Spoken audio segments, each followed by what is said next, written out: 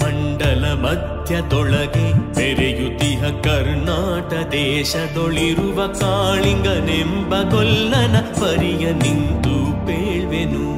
ಧರಣಿ ಮಂಡಲ ಮಧ್ಯದೊಳಗೆ ಬೆರೆಯುತಿಹ ಕರ್ನಾಟ ದೇಶದೊಳಿರುವ ಕಾಳಿಂಗನೆಂಬ ಗೊಲ್ಲನ ಪರಿಯ ನಿಂತು ಪೇಳ್ವೆನು.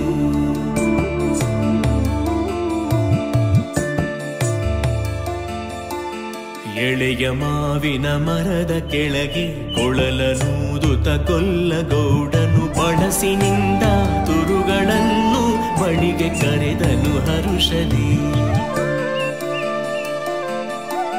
ಗಂಗೆ ಬಾರೆ ಗೌರಿ ಬಾರೆ ತುಂಗಭದ್ರೆ ತಾಯಿ ಬಾರೆ ಪುಣ್ಯಕೋಟಿ ನೀನು ಬಾರೆ ಎಂದು ಗೊಲ್ಲನು ಕರೆದನು. ಗೊಲ್ಲ ಕರೆದ ದನಿಯ ಕೇಳಿ ಎಲ್ಲ ಹಸುಗಳು ಬಂದು ನಿಂತು ಚೆಲ್ಲಿಸೂಸಿ ಹಾಲು ಕರೆಯಲು ಅಲ್ಲಿ ತುಂಬಿತು ಬಿಂದಿಗೆ. ಸತ್ಯವೇ ಭಗವಂತನೆಂದ ಪುಣ್ಯಕೋಟಿಯ ಕಥೆಯಿದು. ಸತ್ಯವೇ ಭಗವಂತನೆಂದ ಪುಣ್ಯಕೋಟಿಯ ಕಥೆಯಿದು.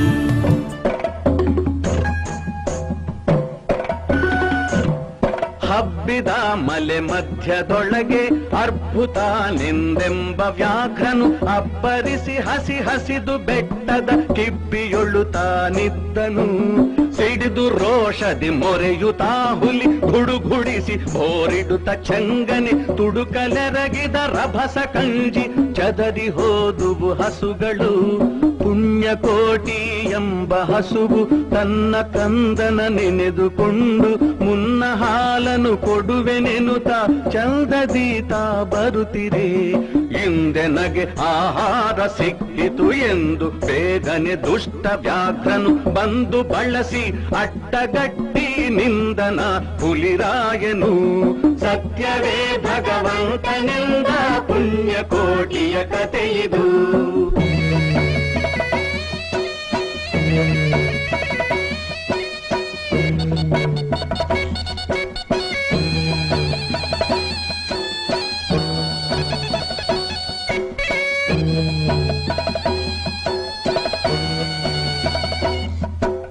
ಮೇಲೆ ಬಿದ್ದು ನಿನ್ನ ನೀಗಲೆ ಬೀಳ ಹೊಯ್ವೆನು ನಿನ್ನ ಹೊಟ್ಟೆಯ ಸೀಳಿ ಬಿಡುವೆನು ಎನ್ನುತ್ತ ಕೋಪದಿ ಕೂಳ ವ್ಯಾಘ್ರನು ಕೂಗಲು. ಒಂದು ಭಿನ್ನಹ ಹುಲಿಯ ಕೇಳು ಕಂದನಿರುವನು ದೊಡ್ಡಿಯೊಳಗೆ. ಒಂದು ನಿಮಿಷದಿ ಮೊಲೆಯ ಕೊಟ್ಟು ಬಂದು ಸೇರುವೆ ನಿಲ್ಲಿಗೆ. ಹಸಿದ ವೇಳೆಗೆ ಸಿಕ್ಕಿದೊಡವೆಯ ವಶವ ಮಾಡದೆ ಬಿಡಲು ನೀನು ನುಸುಳಿ ಹೋಗುವೆ ಮತ್ತೆ ಬರುವೆಯ ಹುಸಿಯ ನಾಡುವೆ ಎಂದಿತು. ಸತ್ಯವೇ ನಮ್ಮ ತಾಯಿ ತಂದೆ, ಸತ್ಯವೇ ನಮ್ಮ ಬಂಧು ಬಳಗ, ಸತ್ಯವಾಕ್ಯಕ್ಕೆ ತಪ್ಪಿ ನಡೆದರೆ ಮೆಚ್ಚನ ಪರಮಾತ್ಮನು. ಸತ್ಯವೇ ಭಗವಂತನೆಂದ ಪುಣ್ಯಕೋಟಿಯ ಕಥೆಯಿದು.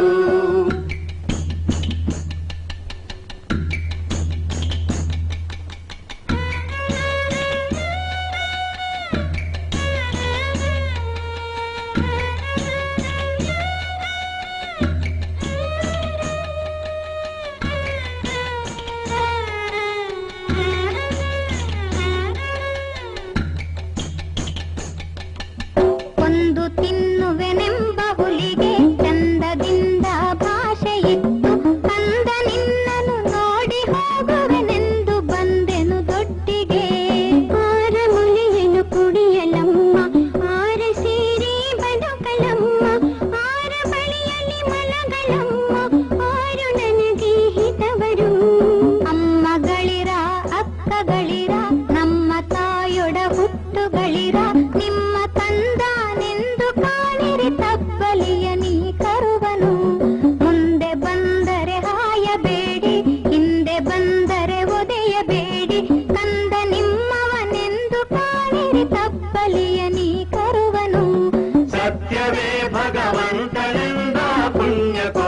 ಕೋಟಿಯ ಕಥೆಯಿದು.